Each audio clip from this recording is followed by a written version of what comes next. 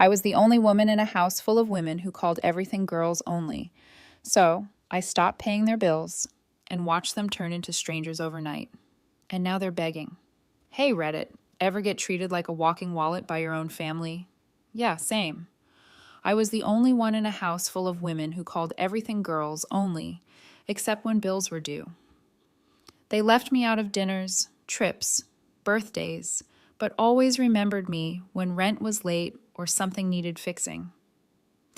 I stayed quiet for years, kept helping, kept showing up until they crossed the line one too many times. So I pulled the plug and their whole world started falling apart. Here's how it went down. So I, Anne E. Chase, 28, female, and my entire family, at least the part that talks to me, is all women. My mom, two older sisters, Amanda and Taylor, 31, and 33 females. Three aunts, two are my mom's sisters, and one married in. Basically, I was raised in a chick cult, and not the cool kind where they actually like you. My dad dipped after a nasty divorce when I was a kid, and nobody's heard from his side of the family since. So, yeah, I grew up in a house where I was the only one who didn't fit their little circle and constantly got the, "You're just like your father" passive digs if I ever disagreed with anything. Mom's always had this switch. Sweet one minute, cold the next, if you didn't fall in line. Anyway, a few years ago, my mom and her sisters started doing these girls-only weekends. It kicked off with some movie, The Avengers or something, and I guess it was a blast because they started doing outings every couple of weeks after that, like clockwork. I didn't care at first. I'm not the type to get in anyone's way or make a fuss. I live alone, got a solid job, my own space, and hobbies. If they want to do brunch and gossip, go for it. But then it started snowballing. What started as just girls' movie night became, let's go to the zoo, let's do dinner, let's do a spa day, let's go bowling, even a baseball game at one point. Not kidding. Half of those things aren't even girly to begin with, but still no invite for me. And every time they posted pics in the group chat or raved about how fun it was, I'd just leave a thumbs up emoji and scroll on. Tried to act like it didn't bother me. Thing is, I'm not some distant cousin or random family friend. I'm their daughter, their sister, and I'm the one helping them out more than anyone else. I've been giving my mom money every month for years to help with bills. My younger aunt needed help with a car payment. I spotted her. One of my sisters got laid off for 3 months. And guess who paid her rent? Me. I've never thrown it in their face either. I was raised to help family, even if they're annoying sometimes, but they sure don't treat me like I matter. My sisters, though, whole different story. My mom acts like they're royalty. Every time one of them does something basic like land a job or cook a lasagna, it's this whole thing. Group text blowing up with "proud of you, girl," or "you're amazing, babe." I bought my mom a new fridge last year after hers died, and she told me that's nice, like I was some random neighbor lending a hand. And yeah, I know maybe I sound bitter, but wouldn't you be? Imagine being the one woman in a family full of women, doing everything you can to support them because you know you're the responsible one, and still being treated like a backup plan. Like, if I dropped off the face of the earth, the only thing they'd miss is the money. The weirdest part is they act like they're so inclusive and loving. That's their whole vibe. Sisterhood, women supporting women, ride or die energy. But they've literally built this little circle where I'm not welcome unless it's Thanksgiving, or someone needs a ride to the airport. It got more obvious around year 2 of the girls' only thing. They'd plan stuff right in front of me. I'd be sitting in the living room at my mom's house while they're talking about brunch plans or an upcoming trip. And not once would they turn to me and say, "Hey, wanna come?" Not even a fake invite. Just full on pretending like I'm invisible. One time I tried joking about it. I said, "Damn, guess I need to grow my hair out and change my name to be part of the club." Crickets. One of my aunts did this forced laugh. My mom didn't even look up from her phone. It's like the second I bring up being excluded, I'm either ignored or told I'm making things about me, which, side note, is exactly what they used to say to my dad before he left. So yeah, maybe I am like him. I guess what really messed me up is that I kept giving them the benefit of the doubt. I kept thinking maybe they just don't realize how it feels. Maybe it's not intentional. Maybe I'm reading too much into it. But after 2 years of the same crap, no invites, no appreciation, just straight up acting like I'm a second-class member, I stopped making excuses for them. It's not even just about being left out. It's the attitude, the entitlement, the way they treat me like a walking wallet and background character. And yet they bend over backwards for each other. One of my sisters wanted help redecorating her living room, and 3 of them dropped everything and showed up with paint swatches. I offered to help fix my mom's dryer and got told, maybe let the professionals handle it. Cool, got it. So, yeah, at this point, the girls only thing wasn't just a cute theme anymore. It was an excuse. It became a way of telling me I don't belong, that I'm not one of them, and never will be, which would be fine if they didn't also rely on me for everything when things go south. I didn't speak up right away. I kept it all in. But deep down, I knew something had to give. I was either going to suck it up forever or finally call it for what it was: favoritism, entitlement, and disrespect. And I might have been raised to be the nice one of the family, but even I have a limit. I didn't reach that limit yet. Not then, but it was getting close. Anyways, so mid-January rolls in, and I'm wrapping up work on a Saturday when I realize I haven't heard anything about Aunt Lisa's birthday. Normally by now, I'd have gotten one of those reservations at 7 messages, followed by some overpriced menu screenshots, but it's radio silence. Weird. I text my sister, nothing. I text my mom, and she replies 5 hours later with, "We already did something last weekend. Lisa's going out of town." No heads up, no invite, no nothing. I ask, "Wait, you all already did her birthday dinner?" She says, "Yeah, just a little girls' night." Right now, here's the thing. I don't care about dinner. It's not the food. It's not the aunt. It's the pattern. I'm being told again that I don't need to be there. They went to that steakhouse downtown, the same place I introduced them to back in 2019. Funny how that becomes girls only when they're enjoying the perks I gave them. And this time, I didn't sit there wondering what I did wrong. I just filed it under. Y'all really think I'm disposable, huh? What made it worse? I'd already bought her a gift. I took time out of my week to go get her this niche herbal tea set she mentioned once, just in passing during a random conversation in the fall. Remembered it. Got it. Wrapped it. Card included. I don't half-ass stuff like this. I just believe in doing right by people even when they barely register you exist. Dropped it at her house like it was some damn Amazon delivery.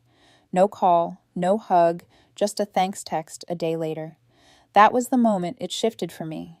Not because of the dinner, not even the gift. It was realizing I'm the afterthought. I'm the one who gets remembered after the fun's done. And only because I might bring a gift. I didn't vent. I didn't argue. I didn't guilt trip anyone because I understood what gets respect in this family. No, it's not effort. It's not sacrifice.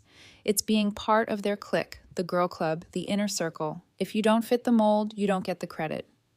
Doesn't matter what you do for them behind the scenes. That doesn't get posted about.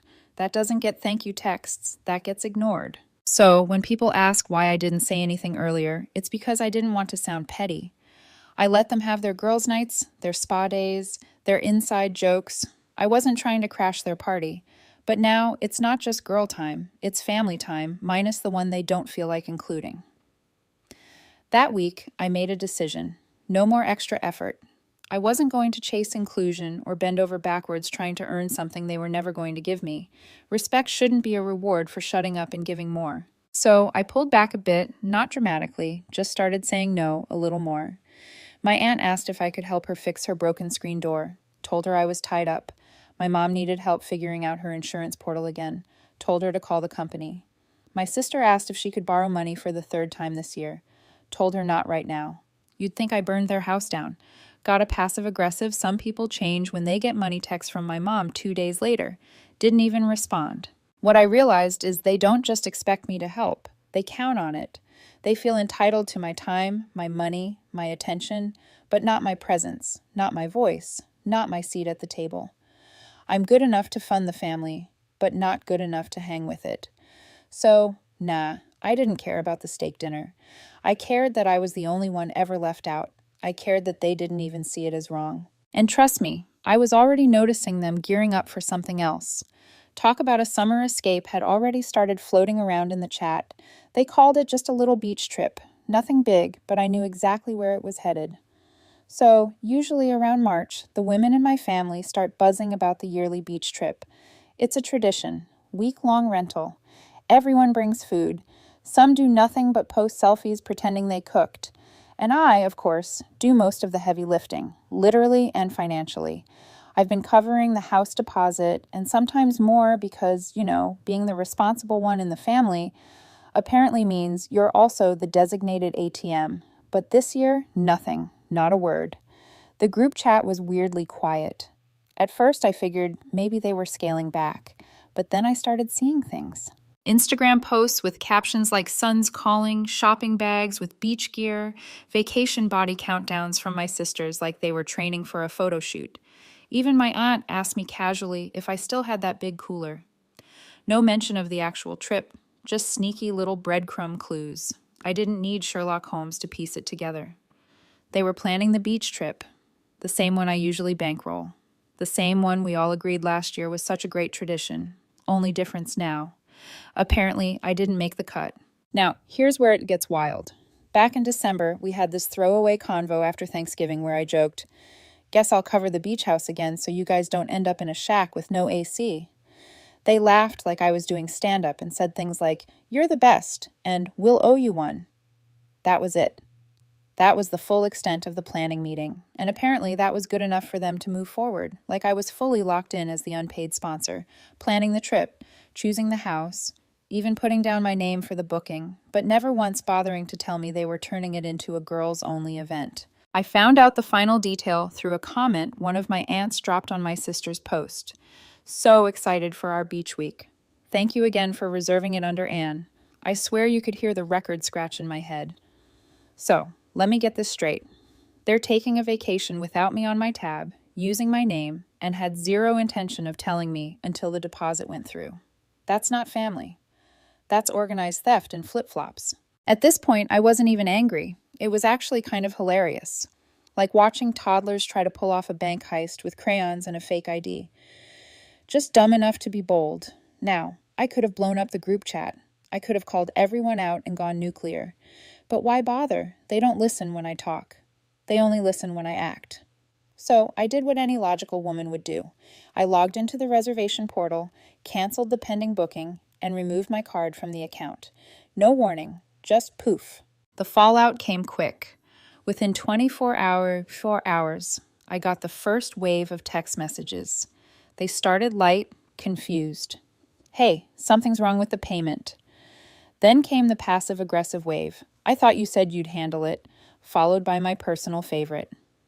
"We already told the kids we were going. This isn't fair. Fair. You're booking a vacation behind my back, using my card, and not inviting me because I wasn't born with the right plumbing. And you're talking about fair." But I didn't respond.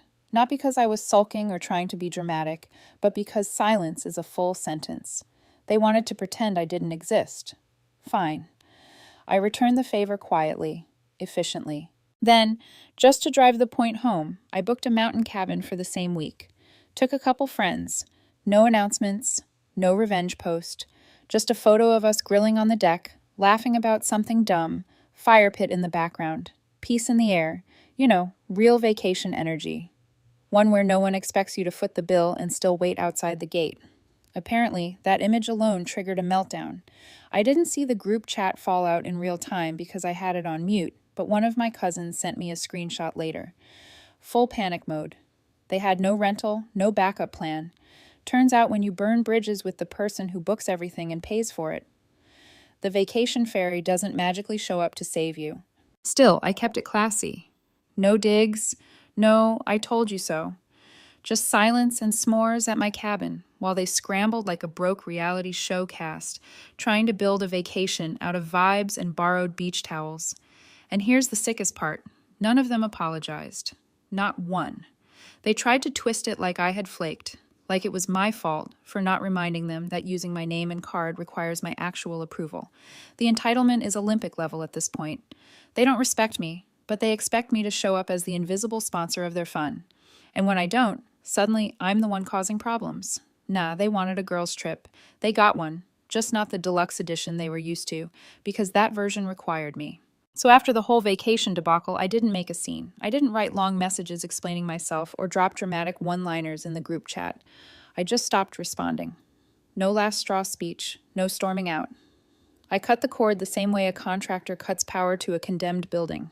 Quiet, final, and with zero concern about what's still running inside. And for a while, I was almost convinced they got the message.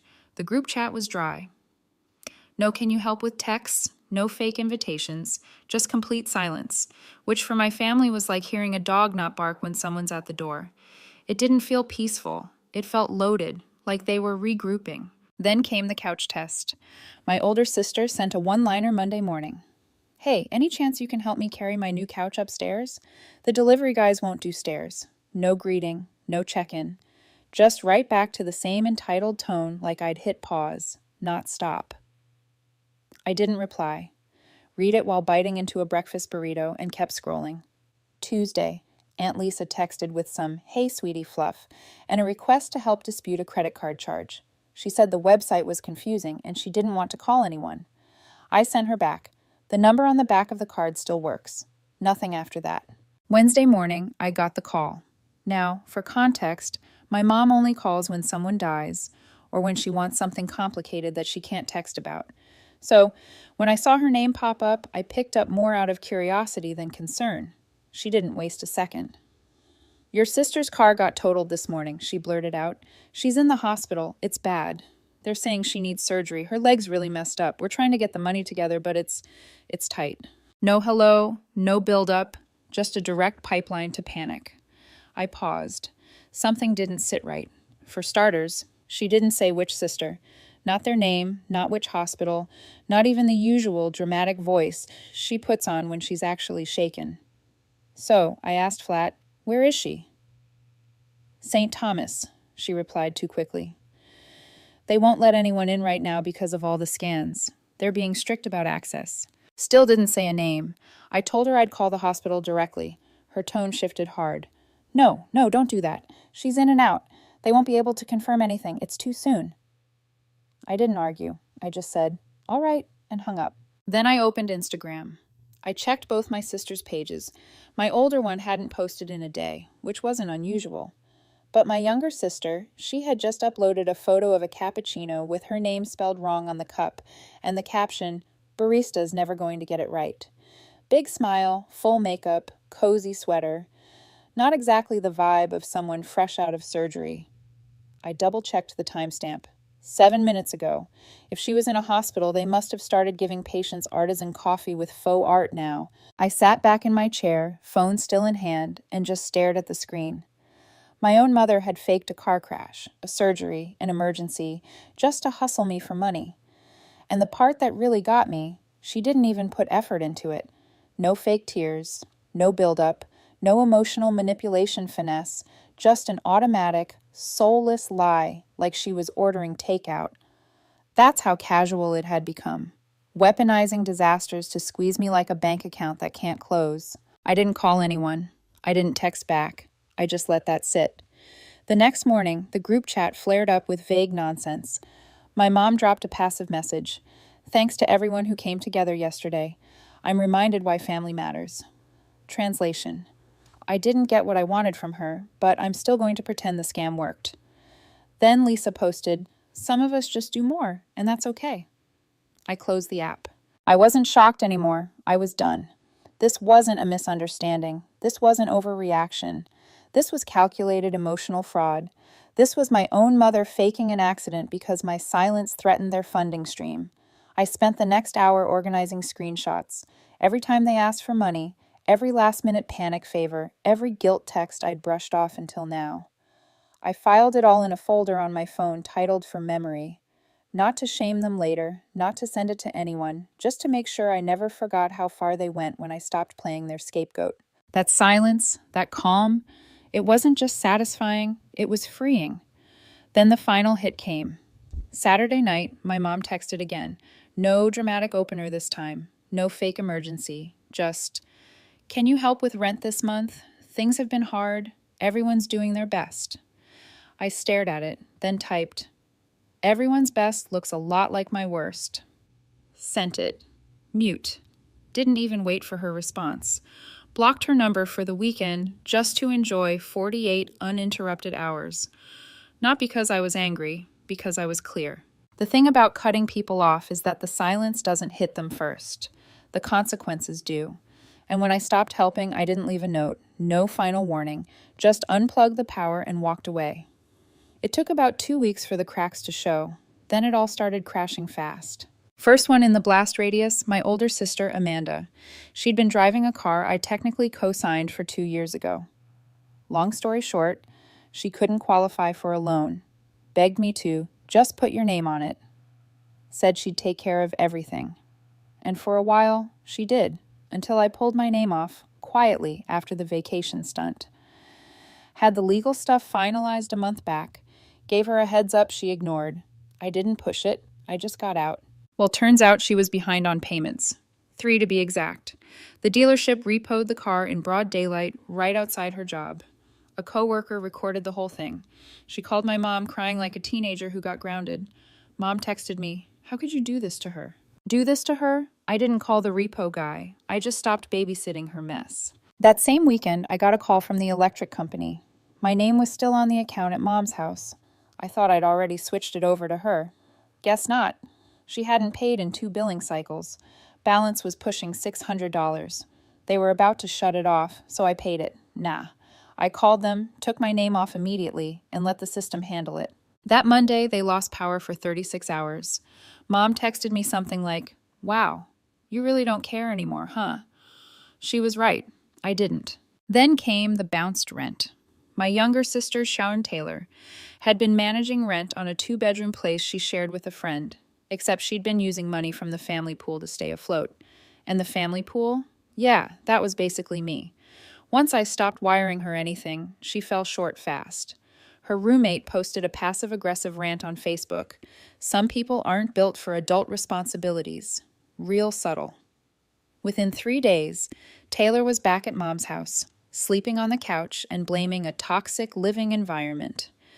I'm guessing the landlord didn't buy that one either. By week 3, Aunt Lisa was listing furniture on Facebook Marketplace. That alone didn't surprise me. What did surprise me was the description she used on a $90 used coffee table. Family going through hardship due to betrayal. Please help if you can. Betrayal. I read that while drinking coffee and almost spat it out.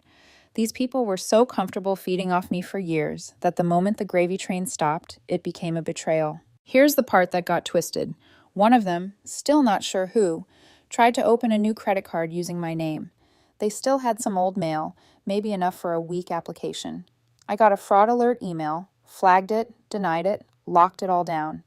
I didn't even confront anyone. If they wanted to play dirty, let them try. All they did was expose themselves harder. Next thing I hear, Mom's bank account got frozen for an overdraft. She called my aunt crying that she had to cancel an upcoming dental procedure because we're not all lucky enough to ignore family. The same woman who faked a car accident 2 weeks ago was now using cavities as moral leverage. By mid-month, my cousin messaged me on the side. "Just FYI, they're trying to get Uncle Jay to pitch in now. Told him you cut everyone off for no reason." That day, Uncle Jay called me to laugh about it. He isn't actually family, just an old friend of my dad's, who stuck around here and there but had his own life and family. Solid guy. He said, "They really painted you as the villain." I told him I didn't care. Let them. Because here's the kicker. The moment I stopped funding the show, the whole set collapsed. No vacations, no rides, no help with bills, no insurance paperwork, no backup. They weren't mad that I changed. They were mad they had to. One day, Taylor called me directly. First call from her in months. I let it ring straight to voicemail. She texted after, "Can we at least talk about why you're being like this? You used to help." Yeah, I used to. Back when there was some mutual respect, or at least the illusion of it. But after the lies, the scams, the entitlement, the silence wasn't revenge, it was sanity. Then came the hospital stunt, not the fake one. This one was real. Aunt Lisa tripped at work and fractured her wrist, needed outpatient surgery. Minor thing, but apparently the deductible was steep. She texted me this paragraph about how no one else can help right now, and "I know you don't want to hear from us, but this is different." Different. When I broke my wrist 4 years ago, I paid out of pocket and got 0 calls, 0 support. They sent me a funny meme about how women are bad at resting. I left her text on read, and that must have been the last straw for them because after that, they turned full delusional. Mom sent a message in the group chat, still muted on my end, saying, "We don't need anyone's help. Some people just want to see others fail when they stop being useful." Aunt Lisa commented under it with, "That's what happens when someone thinks money equals morals." They were trying to flip the narrative, like they were the victims of some tyrannical dictator who took away their free lunch, like they hadn't lived years on autopilot, passing me bills and expecting me to smile and swipe. Then the cherry on top, they tried reaching out to my boss. I kid you not. Someone, probably Amanda, sent an email to my workplace's general inbox saying I had abandoned my sick mother and that it was affecting her mental well-being and focus at work. The email was so unhinged, HR forwarded it to me and asked if I was okay. I laughed, said family drama, and they dropped it. That was the day I changed my number. No big speech, no dramatic goodbye. Just done. Same city, same job, same apartment. But I cut everything that they used to reel me back in. And this time for good, no more chances. It wasn't the "I'm just going to ignore them" kind of silence.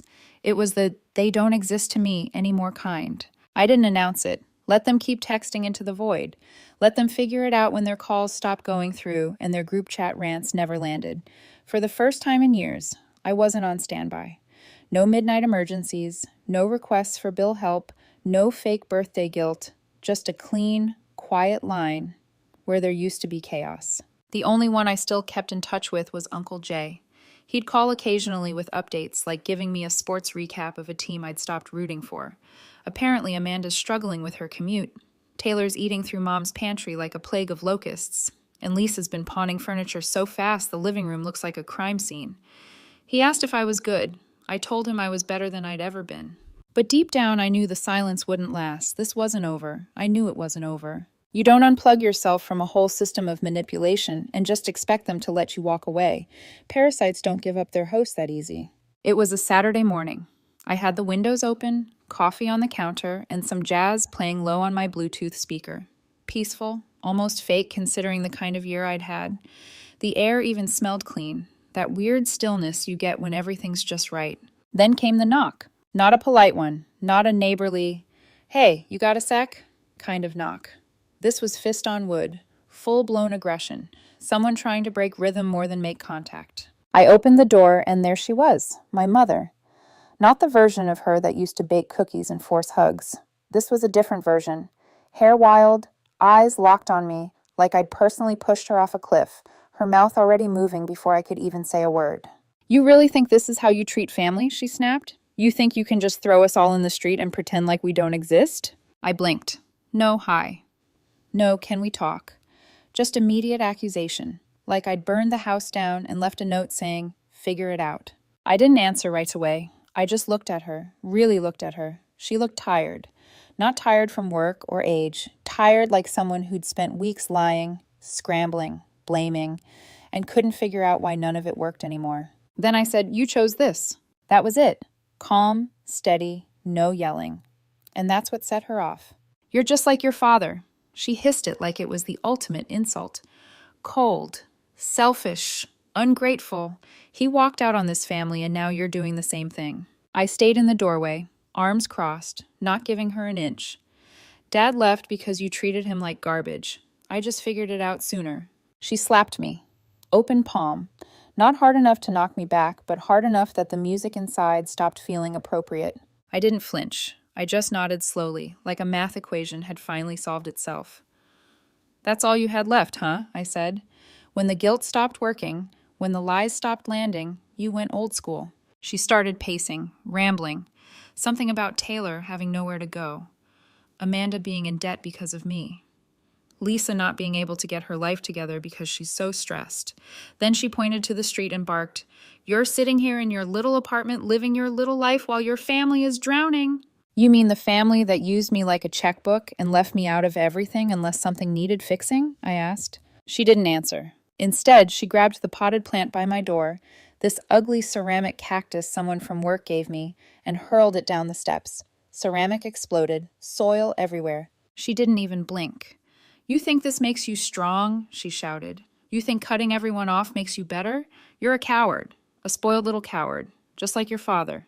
Then she started pulling stuff from the small patio table, tossed my ashtray, knocked over the folding chair, took her keys, and started scratching the paint on the railing. I stepped back, pulled my phone from my pocket, still calm. She kept yelling, "You'll regret this. You'll die alone just like him." Then she kicked the panel near my AC unit. It cracked. Not even a big crack, just enough to be stupid. That's when I dialed. Not to threaten, not to warn her. I called the cops, told them my mother was trespassing and vandalizing my property. I said it as flat as I'd order lunch. She heard me. "You're calling the police on your own mother? On the woman who raised you? On the woman who faked a hospital emergency, tried to steal from me, and just damaged my place?" I said.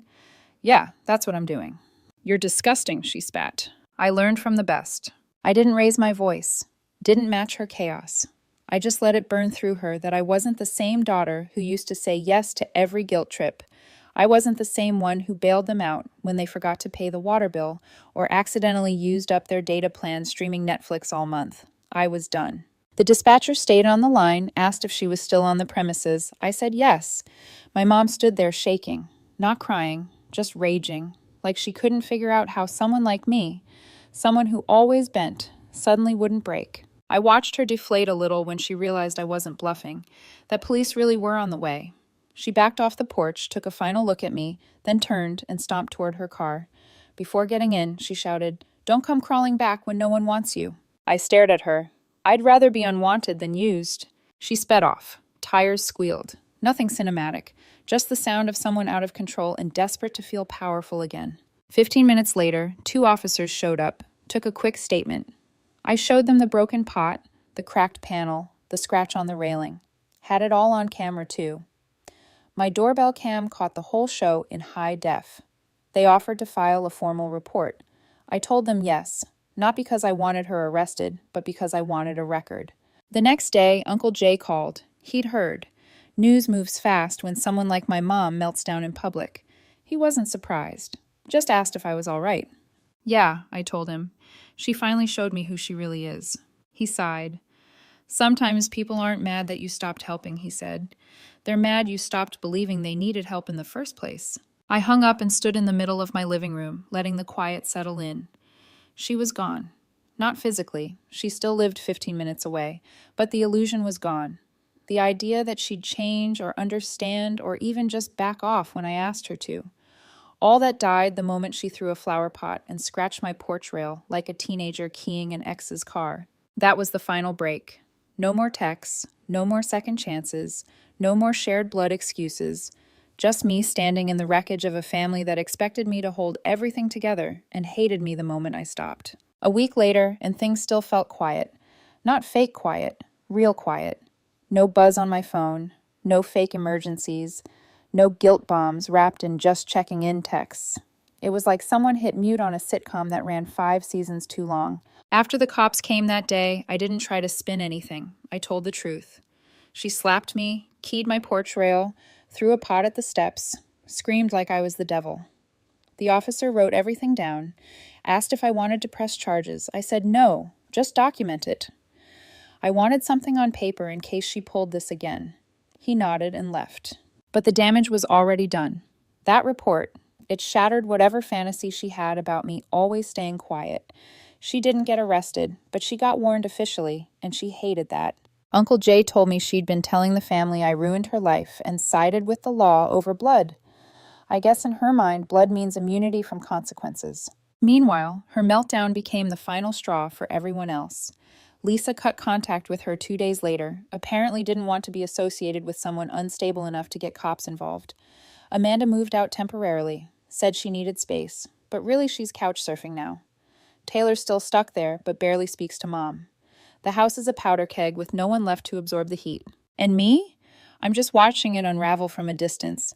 I changed my number, blocked every one of them except Uncle Jay. He's the only one who talks to me like I'm human, not a debit card with legs. He gives me updates, but never tells me to fix it. Just says, "They're learning what it's like without you." Amanda tried texting me through a burner number, said I was cruel, said Mom's depression got worse, said Taylor had to take out a payday loan. I read it, deleted it.